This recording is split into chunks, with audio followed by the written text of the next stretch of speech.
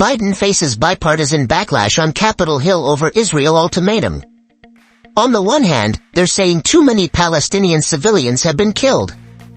With the other hand, they're depriving us of the precision-guided weapons that actually cut down on civilian casualties, Republican Senator J.D. Vance of Ohio told CNN's Dana Bash on State of the Union, though Biden specifically mentioned withholding bombs and artillery shells deemed by the administration as indiscriminate and imprecise. So if you're worried about Palestinian casualties, the stated policy here actually doesn't make a ton of sense. China's Xi Jinping highlights Europe's divisions ahead of expected Putin visit. Beijing's pulling power was on show in Belgrade and Budapest, where streets were festooned with Chinese flags.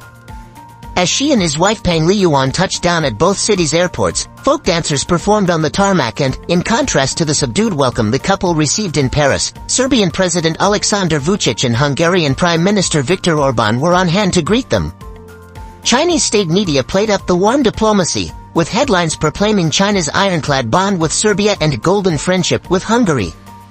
Both countries, major recipients of Chinese investment, announced upgrades of their relations with China during the visits, a symbolic win for Xi that analysts say could play a role softening European policy on China in fraught areas such as trade, security, and human rights. Deadly cold lava flow from active volcano and widespread flooding hits Indonesia. Cold lava, also known as lahar, is a mixture of volcanic debris such as ash, sand, and pebbles that flows down a volcano's slopes during wet weather. The agency said 84 housing units and 16 bridges had been affected by the volcanic mudslides, with additional flooding reported throughout 4 districts, including the Agam Regency, where torrential rains submerged more than 100 houses and buildings and swept villagers away. Russia blames Ukraine as Belgorod apartments collapse after blast. The regional governor said 2 bodies had been pulled from the rubble. At least 19 people have been injured. The Russian city is near the border with Kharkiv in Ukraine, where Moscow's troops launched an offensive on Friday. The Belgorod region has often been targeted by Ukrainian forces since the start of Russia's full-scale invasion of Ukraine in 2022, but previously Ukrainian officials have said cross-border strikes do not target civilians. Vladimir Putin removes Sergei Shoigu from Russian Defense Ministry. The 68-year-old has been in the role since 2012 and is to be appointed Secretary of Russia's Security Council. Papers published by the upper chamber of the Russian parliament said Mr. Shoigu will be replaced by Deputy Prime Minister Andrei Belousov. The Kremlin said the defense ministry needed to stay innovative.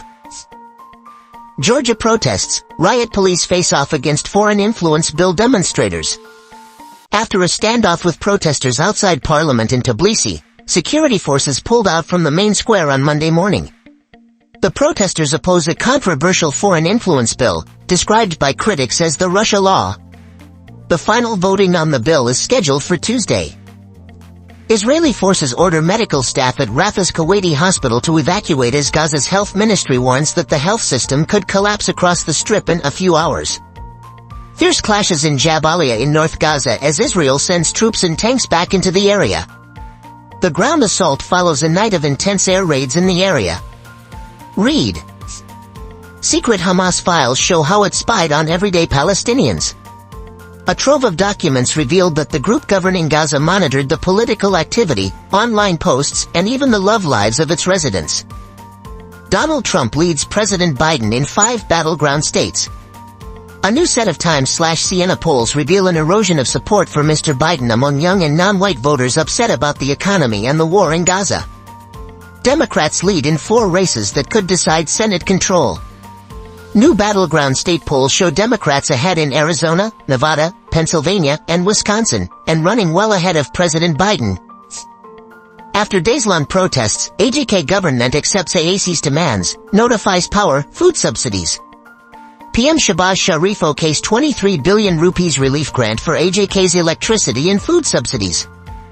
Azad Jammu and Kashmir, AJK, Prime Minister Chaudhry Anwar ul Haq has announced that the government accepted all demands of Awami Action Committee, AZ, and notified subsidies on food and electricity after violent protests further intensified in the region on the 4th day.